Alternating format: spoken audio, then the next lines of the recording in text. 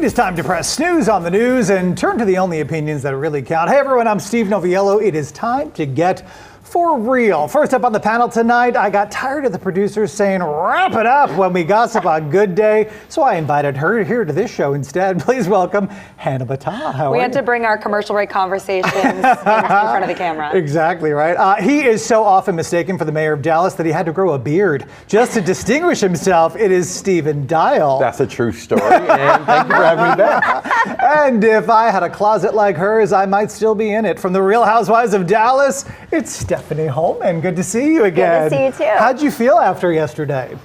It was so much fun. I kind of went in not knowing what to expect, but it was so fun. I think we had a great conversation. Yeah. We're going to have some more tonight, so welcome back. People are buzzing a little bit after last night's show, and if you're feeling a little bit left out and figuring, okay, what did they talk about? You can watch every episode of For Real right now streaming on Fox Local. But tonight, it is time to take two. We begin with how many people usually begin their mornings, in the carpool lane, and the self-described trash mom who says sorry to the tardy police. She just cannot get the kiddos to school on time. Take a look. I was 7 minutes late dropping my 5-year-old off at school today, and when you come in late, that you have to tell them why. Like, I don't understand if it's like 40 minutes late, because it's like, oh, maybe they had a doctor's appointment, or maybe some crazy shit happened. But 7 minutes late? What do you want me to say? What do you want me to say? Because I couldn't?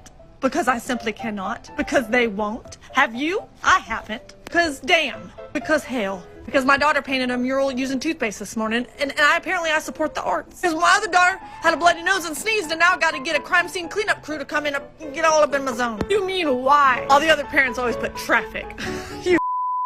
I mean, yeah, and then I wanted to walk out in front of traffic this morning because my 5-year-old didn't want to wear a coat. She wanted to wear an unsanctioned bee costume for a warm. Oh, you want to know why? Well, how am I going to fit on this one little line that I was born on a hot summer day in Atlanta, and it's been downhill ever since? Because I'll go into detail if you want to know. I'm just going to write C attachment and just start carrying around a file folder of all the reasons I can't and shan't folder. You just open it up and it says, well, it started with the Big Bang. Here we are. Oh, you want me here on time? Oh, well, then next time you're going to get a bee who looks like they just committed a violent crime in a dentist's office. I've been looking for my spirit animal. I love her. And here she is. Love it. Oh my God. You know, and as a dad myself, I can tell you the miracle of children is really not what you might think. It's not that first smile or their first steps or even the way they tend to run through you when they're so excited to give you a hug. No, the true miracle of children is how a child's urinary system doesn't signal they have to pee until after you've put them in 3 layers of winter clothing. Or how they can move at very top speed until they hear the words, "Come here now." My boys can completely forget if they just hit each other moments ago, yet they can miraculously remember a stray piece of thread they discovered on a walk so clearly that they cannot comprehend how I am unable to produce it 6 weeks later. Yes, kids are a miracle, and so are the parents popping up on both sides of this issue. Yeah. So listen to the social media here because I think it's so funny. One mom says, school principal asked me how they could help me get my kid to school on time.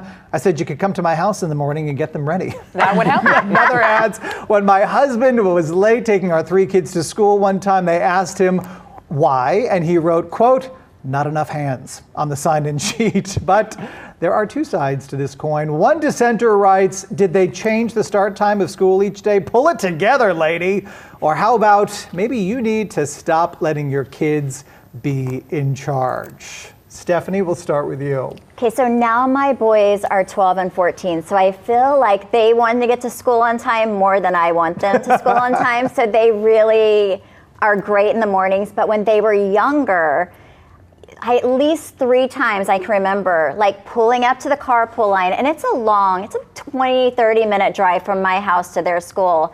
And as soon as the teacher opens the door, Chance is like, oh, I forgot my shoes. Like he had no shoes on for 30 minutes and didn't register until they opened the door. And I went to Target and bought some shoes because I live 30 minutes away, and there we go. So it's hard when they're little. It really is, because it's so stressful. Yeah, right. Okay, neither one of you have kids. I know you're big in Big Brother, Big Sister. You've got some nieces. I was a very good parent before I actually had children. Of right? course, aren't we all? Right? We would never be late. And you know what? Whenever I do have kids one of these days, that is the mom friends that I want to have. People that keep things in perspective. And and don't take themselves too seriously. I mean, I think she's hilarious. I think she's hilarious. I think she needs to be And protected you at saw all she was, costs. she was born in Atlanta. Great place. I was going to Great say, place. as soon as she mentioned she was from Atlanta, I thought, okay, you've got a friend in Stephen Dial. She's won him over. And the parents who are like, get it together, lady, right? And look, here's the other side too that I will say. I do think that we kind of enable the kids, right? By saying, you know what, I'm going to go buy you shoes, as opposed to, well, now you get to be barefoot for the rest of the day, which I'm sure he would have never, forgotten the shoes again. Or how many people come running into school, oh, they forgot their lunch, or they forgot, they forgot their homework. Guess what? You get a B.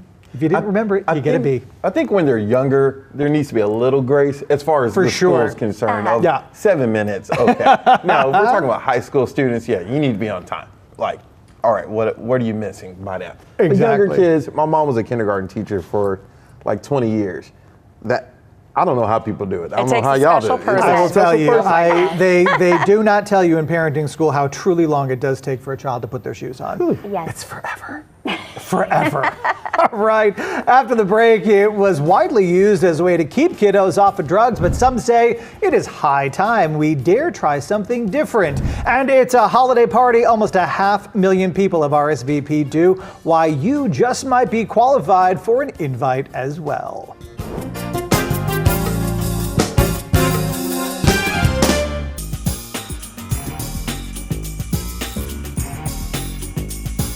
Once upon a time when people watched TV, there were these 30-second little snippets that used to pay the bills called commercials. They'd tell you what you really wanted for Christmas, or if people on the street really could tell the difference between Coke and Pepsi in a blind taste test. But especially if you tuned in after school, they'd also tell you to just say no to drugs. The Drug Abuse Resistance Education, or D.A.R.E program, is an educational initiative that aims to prevent drug abuse and violence among school-aged children. Established in 1983, the D.A.R.E program typically involves police officers visiting schools and delivering interactive lessons to students and information about the dangers of drugs. Over the years, the effectiveness of the D.A.R.E program has been a subject of debate. Some studies suggest that the program may not have significant long-term effects on preventing drug abuse. In response to these findings, the D.A.R.E program has undergone revisions and adaptations over the years. The revised curriculum now emphasizes social and emotional learning, decision-making skills, and building positive relationships. And who could forget, as good-intentioned as the program was, it was also accompanied by a very scary-looking egg. This is your brain. This is drugs.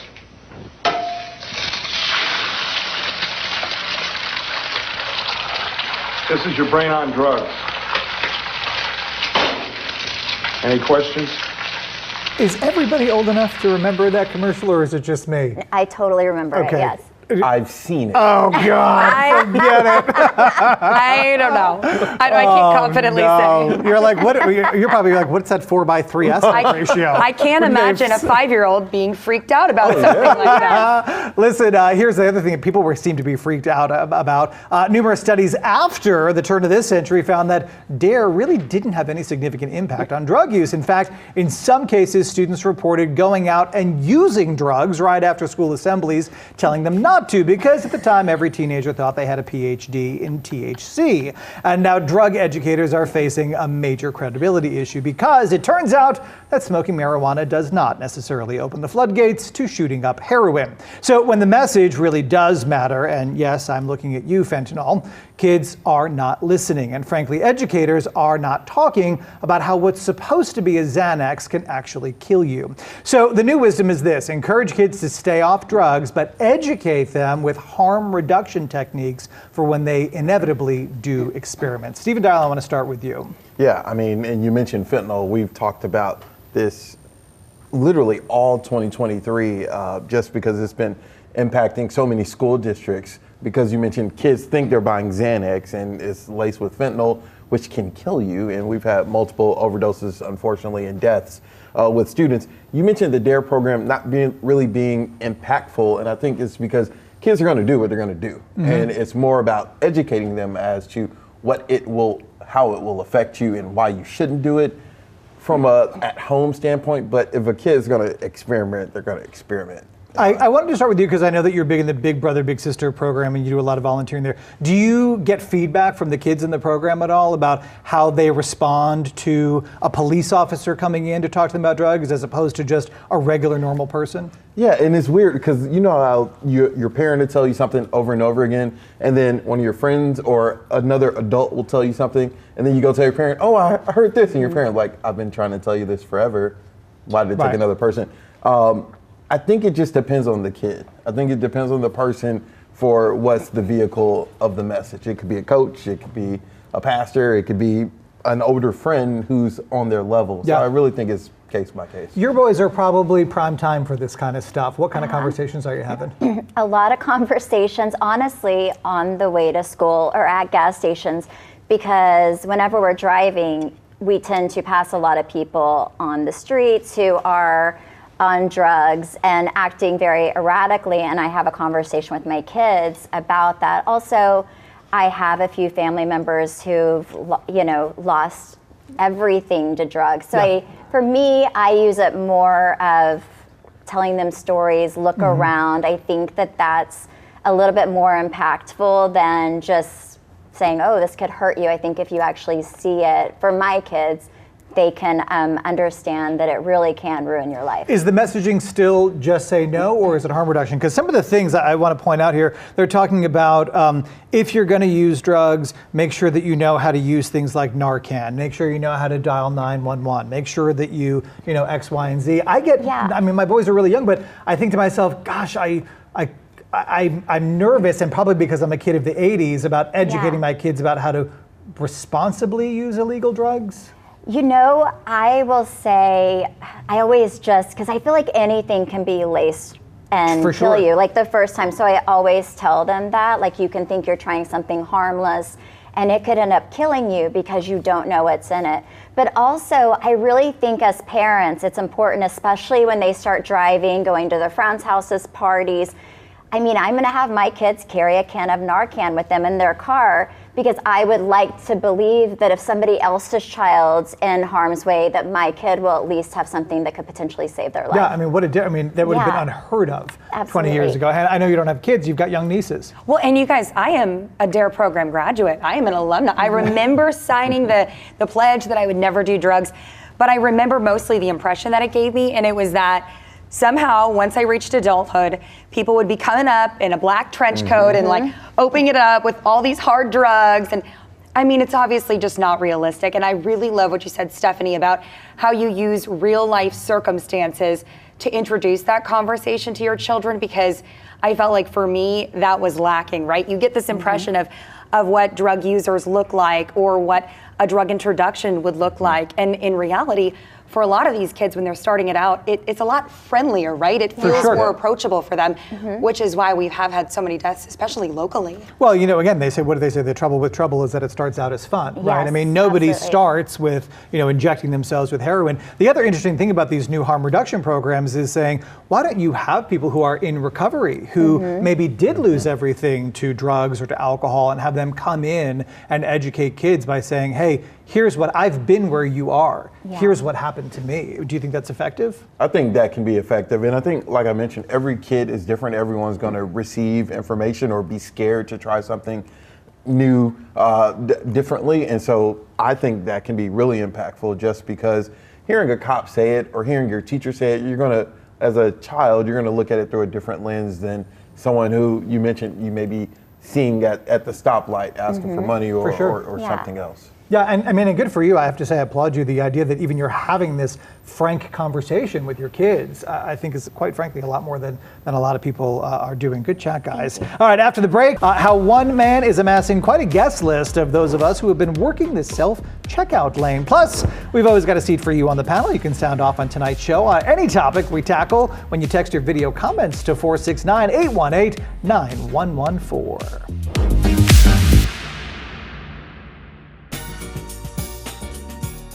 Self-checkout at the store, perhaps second only to Axe body spray when it comes to things which we all just kind of hate, but they don't seem to go away. It is a cost-saving measure that's so despised that Home Depot shoppers are now calling for a boycott of the big orange box in protest of the company's focus on self-checkout over human cashiers. And as much as I hate to admit it, this may be an uphill battle, folks, one which not even a chorus on a fog-filled set of Les Mis can overthrow. So what is a guide to do? The self-checker-outer behind the Facebook page Good Old Dad Jokes is hosting a, get this, Walmart self-checkout employee Christmas party. Who is invited to the virtual event? Anybody who has ever shopped at Walmart in 2023 and used the self-checkout. More than 480,000 people have responded as either interested or going. So self-checkout, I will admit, is like the bane of my existence for many reasons. Am I the only one? Oh, I hate it. Same. With all due respect, I can't imagine you at a self-checkout. No, I've done it before, but I really try not to, especially if you have fruit. It stresses me out because you have to find the codes. I cannot. My big thing with it is that when I go to the grocery store, again, now as a parent, I'm buying a significant number of things, right? And there's never enough room. And quite frankly, I'm not as good at it as the person who works there. So it just takes longer. I hate it. We've talked about this before. I feel like anybody that will listen to Steve talk about self-checkout is going to hear him talk about self-checkout. But I mean, I agree with you. I feel like if I'm going to be doing the ringing out, I better at least get an employee discount. Something. I mean, come on. Well, you get to go to the Christmas party now if you've shopped at Walmart. You know what? I'll be there. Man, I get it. Like, if you had like 5 items, okay, go to the self-checkout. Yeah. But people are, I mean, when people are grocery shopping, some people are grocery shopping for the month.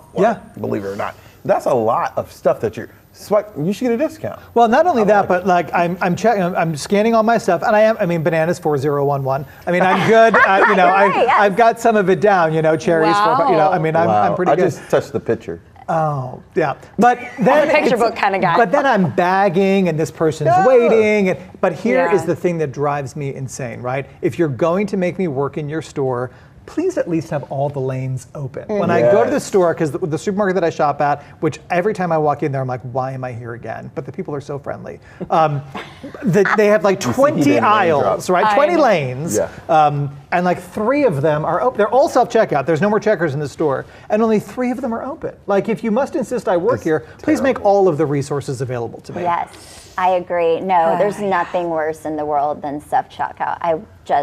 If it's the only thing available, I will find somebody and say, is there somebody that can check me out? I hate it. I really do. I hate it. You can go to customer service sometimes and they'll check you out. But the other thing that I kind of miss also is I enjoy chit-chatting with the checker. Right? Especially when you have kids, right? Where you go to the same grocery store all the time and the same people I go on Sundays and the same ladies working and the boys are getting big. I mean, all of that is gone. I used to love that stuff. You?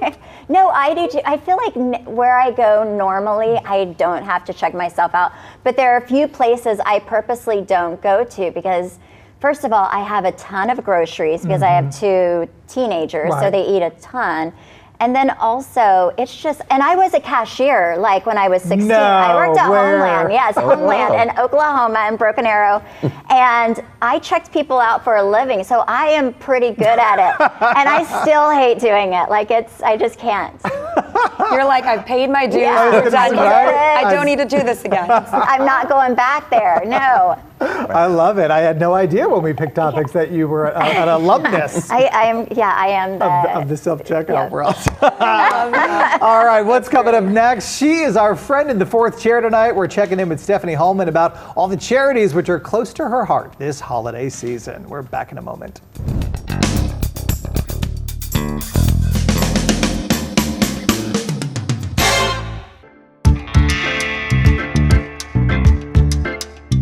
All right, welcome back. It is time for some real time with our guest, Stephanie Hollman. Many of you first met her way back in 2016 when the Real Housewives of Dallas first premiered. And I have to say, one of the things that I enjoyed about you on it, you were very transparent about, listen, it's kind of a fairy tale life, right? Yeah. But you also kind of explored, some issues in your own life and kind of really kept it real. And the other thing I enjoyed is the philanthropy that both you and Travis are involved in. So talk to us about what's going on this holiday season. Oh my gosh, thank you so much. So We are, as a family place. We are big supporters of Big Brother, Big Sister.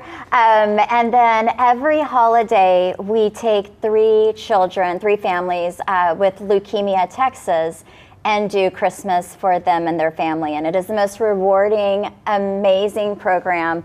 So that's kind of what we're doing through that. And then through our company throughout the years, we'll like give away locker rooms to schools who don't have a lot of funding, because those are things that really don't get taken care of that often. I have to say, I feel like we're kind of underselling the locker. I've seen the work that Holman Lockers does. I mean, we're not talking about like metal lockers with the, you know, I mean, this is like. We do like Cowboys Stadium, Cubs, like every, Right, just a couple of times. Like all the major. You know what's crazy is, way off subject, but, well, it's still in lockers, but colleges actually spend more on their locker rooms than professional teams, because they use it as a recruitment tool. Mm-hmm. Oh, really? So like when you come in, you see, you know, hey, look how fancy this all is. yeah. Wouldn't it be cool to?